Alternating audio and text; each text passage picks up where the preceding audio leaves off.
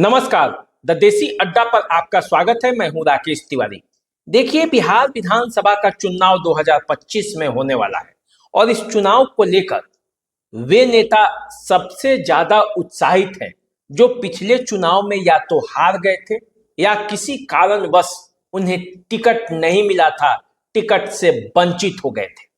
आज मैं बात करूंगा सिवान जिले के उन नेताओं की जो इस बात की टकटकी लगाकर बैठे हैं कि इस बार के विधानसभा चुनाव में किस तरह से वे विधानसभा का जो सफर है वो तय करें और पटना में जो विधानसभा है उसके अंदर पहुंच जाएं।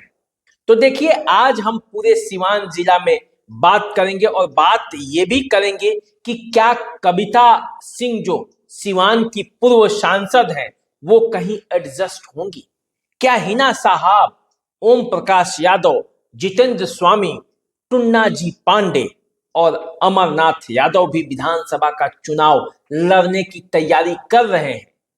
क्या जो नेता पहले चुनाव लड़ चुके हैं और इस बार फिर से चुनाव की तैयारियों में जुटे हैं वो कौन कौन है और वे कहां कहां से अपनी तैयारी कर रहे हैं, आज इन सब बातों की चर्चा होगी और ये भी बताएंगे कि इनके लिए संभावनाएं हैं तो क्या है और ये किस तरह से पहले चुनाव लड़े हैं और उस लड़ने के दरमियान किस तरह ये थोड़े मार्जिन से पीछे रह गए। देखिए, सबसे पहले बात हम करते हैं हिना साहब, ओम प्रकाश यादव, टुन्ना जी पांडे, जितेंद्र स्वामी की, क्योंकि ये सभी के सभी लोकसभा के चुनाव लड़ने के उम्मीदवार भी थे। इसमें से कई लोग लोकसभा के चुनाव लड़ भी चुके हैं और कई इसमें से ओम प्रकाश यादव तो सांसद भी रह चुके हैं, कविता सिंह भी सांसद रह चुकी हैं। तो इनकी बात आज सबसे पहले करते हैं और आपको बताते हैं कि क्या ये विधानसभा चुनाव की तैयारी में जुटी हुई हैं। तो आज हम बात करेंगे सिवान के वैसे नेताओं के बारे में जो किसी न किसी वजह से इस समय राजनीति के हाशिए पर हैं, चुनाव नहीं जीत पाए हैं, राजनीति से दूर होते जा रहे हैं, लेकिन ऐसा नहीं है कि वोटों पर उनकी पकड़ नहीं है। वोटों पर उनकी पकड़ भी है और वो चुनाव करने की तैयारी में भी जुटे हुए हैं। तो चलिए, सबसे पहले बात हिना साहब की ही कर लेते हैं। लोकसभा के चुनाव में चुनाव लड़ी थी, 1 लाख से अधिक मतों से, फिर लगातार चौथी बार वो चुनाव हार चुकी हैं। अब विधानसभा का चुनाव है तो उनके सामने 2 सवाल है कि क्या हिना साहब खुद चुनाव लड़े विधानसभा का या अपने पुत्र ओसामा साहब को कहीं से चुनाव लड़ाए और खुद उसका देख रेख करें। हिना साहब राजनीति की माहिर खिलाड़ी हैं, वोट बैंक पर भी उनका पकड़ है, लेकिन 4 चुनाव से वो लगातार चुनाव हार कर राजनीति में जो उनका स्थान है वो कमजोर होते जा रहा है। तो उनके सामने ये परीक्षा है कि इस बार उन्हें साबित भी करना है कि विधानसभा चुनाव में उनकी पकड़ कितनी मजबूत है, क्योंकि पिछले विधानसभा चुनाव तक वो कई लोगों को चुनाव जिताती रही हैं। रघुनाथपुर के विधायक हरिशंकर यादव हो गए या बच्चा पांडे हो गए, बरहरिया के विधायक, सबके जीत में, सिवान में अवध बिहारी चौधरी हो गए, सबके जीत में हिना साहब की भी भूमिका रही है। और जिन जिन जगहों पे कड़ा मुकाबला हुआ है उस मुकाबले में लाने में भी हिना साहब की भूमिका रही है। तो इस बार ऐसा लगता है कि वो हिना साहब अंतिम समय में ये फैसला करेंगी कि हिना साहब खुद चुनाव मैदान में उतरेंगी या ओसामा साहब चुनाव मैदान में उतरेंगे, वो परिस्थितियों पर निर्भर करेगा। लेकिन ऐसा सूत्रों से जो जानकारी मिली है उसके हिसाब से हिना साहब चुनाव न लड़कर ओसामा साहब को चुनाव लड़ने पर ज्यादा प्राथमिकता देंगी और शायद इसीलिए लालू यादव और तेजस्वी यादव से जो मीटिंग हुई थी उसका भी जो परिणाम है वो अभी तक सामने नहीं आया है। उसका परिणाम क्या होगा उसके लिए आपको इंतजार करना पड़ेगा। तो चलिए, ये हिना साहब की बात रही। दूसरे यदि बात करते हैं तो ओम प्रकाश यादव, ओम प्रकाश यादव जो पिछले चुनाव में सिवान विधानसभा क्षेत्र से चुनाव लड़े थे और अवध बिहारी चौधरी से मामूली अंतर से वो चुनाव हार गए थे। इस बार भी लोकसभा चुनाव में वो चुनाव लड़ने के दावेदार थे। सीवान लोकसभा क्षेत्र से वो टिकट चाहते थे बीजेपी का, लेकिन ये सीट जनता दल यूनाइटेड को गई और ओम प्रकाश यादव टिकट से वंचित हो गए। स्वास्थ्य कारणों से भी वो परेशान हैं, लेकिन ओम प्रकाश यादव या उनके पुत्र हैप्पी यादव, इन दोनों में से एक की दावेदारी सीवान विधानसभा क्षेत्र को लेकर रहेगी और वो चुनाव लड़ने की तैयारी भी कर रहे हैं, जो पिछले चुनाव में मामूली मतों के अंतर से हार गए थे। वैसे चुनाव लड़ने की तैयारी में तो टुन्नाजी पांडे भी हैं।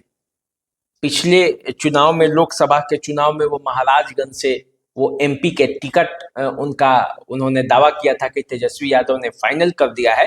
हालांकि वो टिकट कट गया था और कांग्रेस के आकाश प्रसाद सिंह को टिकट मिला था, हालांकि वो भी चुनाव हार गए थे।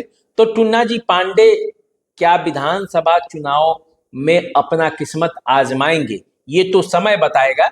लेकिन राजनीति में टुन्नाजी पांडे की जो भागीदारी है और टुन्नाजी पांडे जिस तरह से राजनीति में इंटरेस्ट रखते हैं, उसको देखकर विधानसभा चुनाव में भी वो अपना इंटरेस्ट जाहिर रखेंगे ही। वैसे उनके भाई बच्चा पांडे जो हैं वो बड़हरिया से विधायक हैं आरजेडी के, तो उनकी भी दावेदारी तो है ही बड़हरिया में, लेकिन टुन्नाजी पांडे भी अपना चुनाव लड़ने की तैयारी में रह सकते हैं। चौथा जो नाम आता है वो नाम आता है जितेंद्र स्वामी का। जितेंद्र स्वामी जो कि महाराजगंज के पूर्व सांसद उमाशंकर सिंह के पुत्र हैं। 2004 में महाराजगंज लोकसभा क्षेत्र से आरजेडी के भी प्रत्याशी थे। प्रभुनाथ सिंह से मामूली 34-35 हजार मतों के अंतर से हार गए थे। जितेंद्र स्वामी का प्रभाव ऐसा उस समय भी था और अब भी है कि वो विधायक भले ही न रहे, किसी पार्टी से अब तक वो कोई चुनाव भले ही न जीते हो, लेकिन उनकी एक धमक है। यदि वो विधायक बन जाते हैं तो उनकी, वो पुराने नेता है, सभी नेताओं से उनका पकड़ है। उमाशंकर बाबू का राजनीतिक इतिहास सब कोई जानता है। 77 से लेकर महाराजगंज का लगातार वो कई बार वो प्रतिनिधित्व किए, विधायक बने, फिर सांसद रहे। चंद्रशेखर से घरेलू संबंध था और भारत के बड़े बड़े राजपूत नेताओं से उमाशंकर सिंह का संबंध था और जितेंद्र स्वामी उसके साथ निभाते हैं और उनका भी संबंध बना हुआ है। तो जितेंद्र स्वामी दरौदा से भी चुनाव लड़े थे विधायक का, लेकिन वो चुनाव हार गए थे। पिछला चुनाव उनके भाई लड़े थे और वो भी चुनाव हार गए थे। तो अब जितेंद्र स्वामी चाहते हैं कि वो चुनाव लड़े, वो चुनाव लड़े या वे अपने पुत्र को भी आगे कर रहे हैं, क्योंकि जितेंद्र स्वामी के पुत्र कई जो सरोकार का कार्य है, न्योता, उसमें अब जितेंद्र स्वामी के पुत्र जाने लगे हैं। महाराजगंज लोकसभा क्षेत्र के अंतर्गत जितने भी विधानसभा क्षेत्र हैं और खास करके जो जितेंद्र स्वामी के पकड़ वाला क्षेत्र है, उनमें अब उनके पुत्र दिखने लगे हैं। तो हो सकता है कि जितेंद्र स्वामी के पुत्र भी कहीं ना कहीं से चुनाव लड़ें और जितेंद्र स्वामी की उसमें सहमति हो। तो अब देखना है कि जितेंद्र स्वामी खुद चुनाव लड़ते हैं या अपने पुत्र को आगे करते हैं, लेकिन जितेंद्र स्वामी सीरियस है चुनाव को लेकर। अब बात आती है कविता सिंह की, उस कविता सिंह की जो सीवान की पूर्व सांसद है। सांसद रहते हुए वो चुनाव सांसद की हारी नहीं, बल्कि उनका टिकट काट दिया गया और सीवान से उन्हें टिकट नहीं मिला, विजय लक्ष्मी कुशवाहा को टिकट मिला। वो जब रघुनाथपुर विधानसभा क्षेत्र था तब भी वो जीती, दरौदा से भी वो जीती। तो ऐसे में कविता सिंह का एक दावा बनता है, जनता दल यूनाइटेड में वो सच्चे सिपाही की तरह वो रही, टिकट नहीं मिलने के बावजूद वो कहीं गई नहीं। अजय सिंह जो उनके पति हैं बाहुबली, वो भी जनता दल यूनाइटेड के साथ लगे रहे।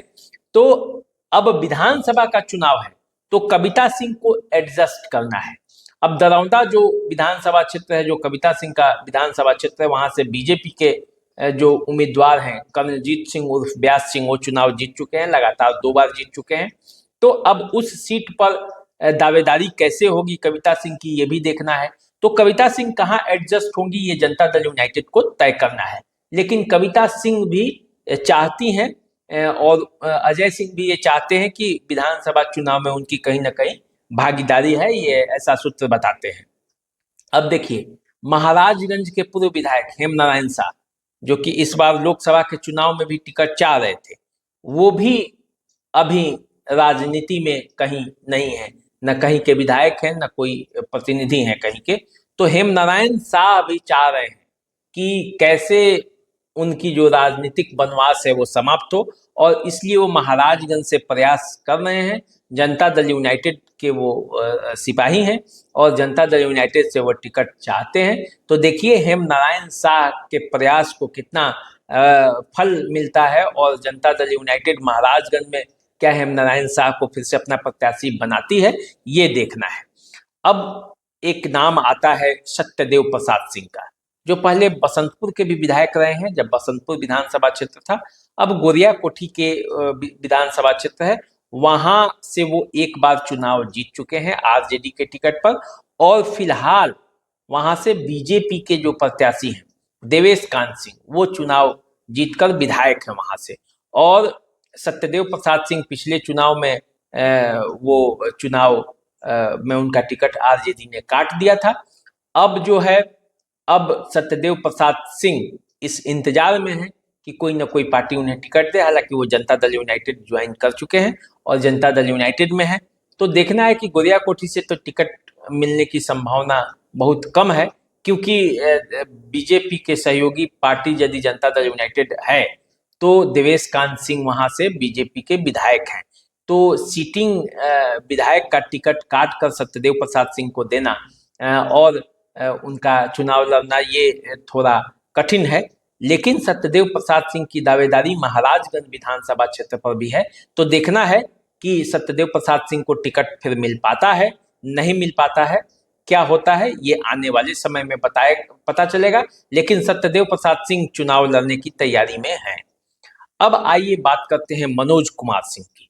मनोज कुमार सिंह जो एमएलसी रह चुके हैं, और मनोज कुमार सिंह पिछले चुनाव में रघुनाथपुर से चुनाव लड़े थे एलजेपी के टिकट पर, और दूसरे स्थान पर रहे थे।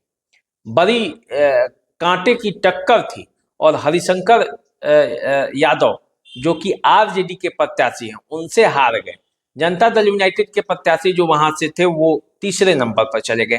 तो मनोज कुमार सिंह की दावेदारी अभी है और वो चुनाव लड़ सकते हैं। अब देखना है कि वो किस पार्टी से, हालांकि वो बीजेपी में है अभी, लेकिन रघुनाथपुर से वो कैसे चुनाव लड़ते हैं। रघुनाथपुर में उनकी पकड़ भी है और उनके जाति का एक अच्छा खासा वोट बैंक भी है।